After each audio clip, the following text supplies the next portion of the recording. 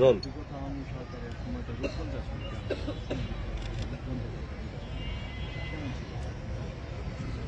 ধন্যবাদ। আসলে রূপগঞ্জের কথা আমি শুধু বলবো না, সারা বাংলাদেশে একটা পরিস্থিতি ছিল যেখানে আসলে মানুষের একটা ব্রিদিং স্পেস ছিল, মানুষ মুক্তভাবে কিছু কথা বলবে, কিছু করবে, সেটা সম্ভব ছিল। আর রূপগঞ্জটা অ্যাকচুয়ালি বাংলাদেশের ভিতরে একটা এক্সেপশনাল জায়গার মধ্যে হয়ে গেছে।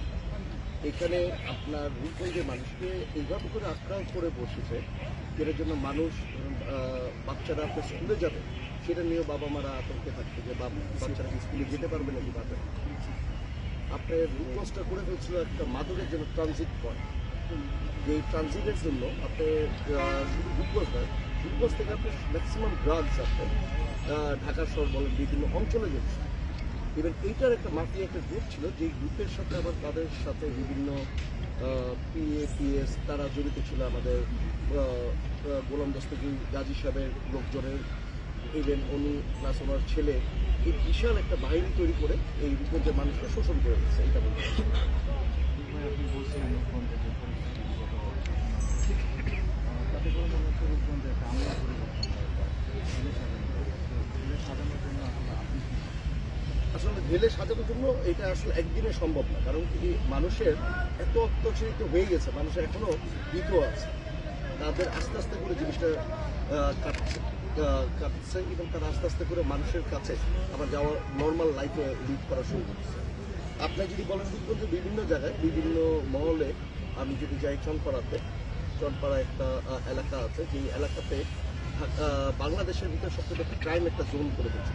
যেমন ওই জায়গায় আমি কয়েকদিন আগে একটা মিটিং করেছি, মিটিং করে তাদের আস্তে আস্তে সাহস দেখাচ্ছি তারা যাতে এইগুলি থেকে চলে আসে, যাতে এই মাদক বলেন এগুলিতে এখানে যারা জড়িত ছিল, আমি বিভিন্ন গ্রুপ করে করে তাদের কর্ম ব্যবস্থা করার চেষ্টা করতেছি, তারা যারা অন্যান্য লাইনে যাতে না যায়।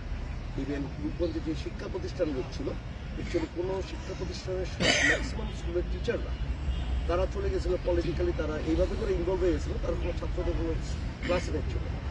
তাদের আবার শিক্ষকদের বলতেছে বুঝিয়ে আবার তাদেরকে আবার বিভিন্ন ক্লাসে ফেরত দেওয়া হচ্ছে। টোটাল জিনিসটাকে আবার ঢেলে সাজানো লাগছে।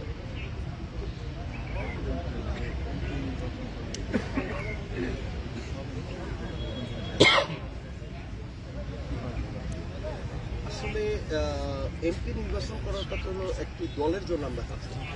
দল যদি ভালো মনে করে, যদি মনে করে আমি ফিট, তাহলে আমাকে নমিনেশন দিলে আমি অবশ্যই এমপি নির্বাচন করবো। কিন্তু আমার চেয়ে যদি ভালো কাউকে পায় দল, তাকেও দিতে পারে। আমরা দলের জন্য কাজ করি, ইভেন রূপগঞ্জের মানুষের জন্য কাজ করি। দল আর মানুষের যেটা ভালো আমরা সেটাই করি।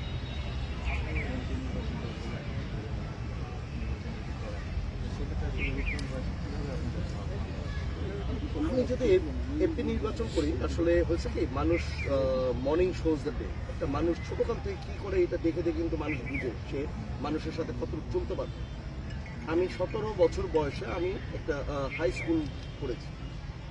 যদি আল্লাহ যদি কখনো আমাকে ওরকম একটা ক্ষমতা দেয়, তাহলে আপনি স্কুল কলেজ বলেন, রাস্তাঘাট বলেন, রূপগঞ্জের মানুষের যেই কষ্টগুলি আছে, কষ্ট বলতে কিরকম আপনার বিভিন্ন তার মৌলিক চাহিদার জন্য যা যা দরকার, এই চাহিদাগুলি ফুলফিল করার জন্য আমি জান পাবো চেষ্টা করি।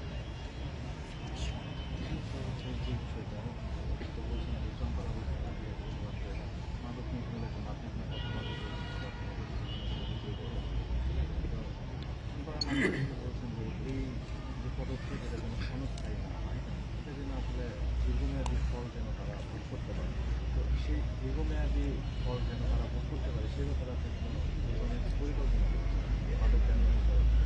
আমি মাদকটা আসলে রাতারাতি এটা শেষ হবে, কারণ এটা এরকম একটা জিনিস, এটা ইজ লাইক আপনার যেই মানুষের যদি ঠিক করে আমি যদি তাদের কর্ম ব্যবস্থা অথবা এগুলি যদি না করাই দিতে পারে, তাহলে তারা আবার ফেরত যেতে পারে।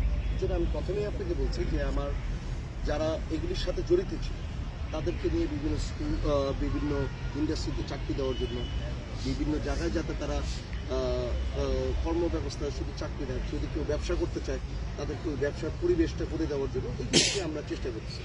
আর নিউ জেনারেশন যারা বাচ্চারা যারা আছে, ওইখানে দু একটা মাঠ আছে, আমরা ওই মাঠের চেষ্টা করতেছি যাতে খেলাধুলাটা শুরু হয়ে যায়, যাতে খেলাধুলার মাঝখানে থেকে থেকেও যাতে ওইদিকে না যায়, এইভাবে করে আসলে আমি চেষ্টা করছি। আরেকটা জিনিস, আমি চেষ্টা করব আমার এখনকার যারা আইন শৃঙ্খলা বাহিনী আছে তাদের সাথেও আমি দীর্ঘ সময় আমি কথা বলি, অথবা তারাও প্রচণ্ড সহযোগিতা করতেছে যাতে এখানে আর এই ধরনের না যায়, তারাও আমাকে সহযোগিতা করছে। একটু ব্যক্তি জীবন সম্পর্কে জানতে চাইবো, রাজনীতিতে কেন আসা? রাজনীতি তারা অনেক প্রফেশন আছে, অনেক কিছু করে, আপনি কেন রাজনীতিতে বেশি? আসলে আপনি যে কথাটা বলছেন, রাজনীতি আসলে প্রফেশন। রাজনীতি হলো মানুষের সাথে ভালোবাসা, মানুষের অন্তরের সাথে অন্তর মিলে গেলে তখন রাজনীতি করা উচিত। আর রাজনীতিটা হচ্ছে কি, আমাদের পরিবার অনেক অনেক আগের থেকে মানুষের সাথে মিলে চলতো। রাজনীতিক পরিবারের ছেলে আমি, আমার ছোট থেকে আমি চেষ্টা করতাম মানুষের সাথে মিলে চলার জন্য।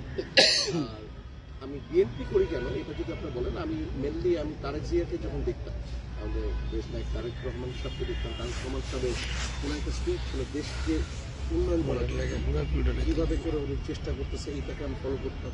কীভাবে কর্মী সমাবেশগুলি করতাম, কীভাবে নেতাকর্মীদের সম্মান করে নেতাকর্মীদের রাজনীতির দিকে নিয়ে আসতো, এইগুলি দেখে আমি আসলে খুব বেশি ইন্সপায়ার্ড হয়ে গেছি।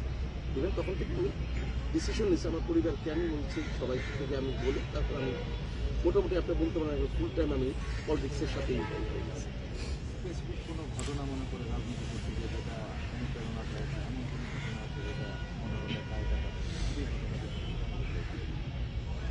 মনে কাটা দেওয়ার তো আসলে ঘটনা কিরকম, আপনি ধরেন আমরা যখন রাজনীতিটা যখন করতাম, আপনার এত গাইবি মামলা হচ্ছে যে সকালবেলা উঠে আমরা জিজ্ঞেস বের করতাম যে আজকে কয়টা মামলা পেয়েছে।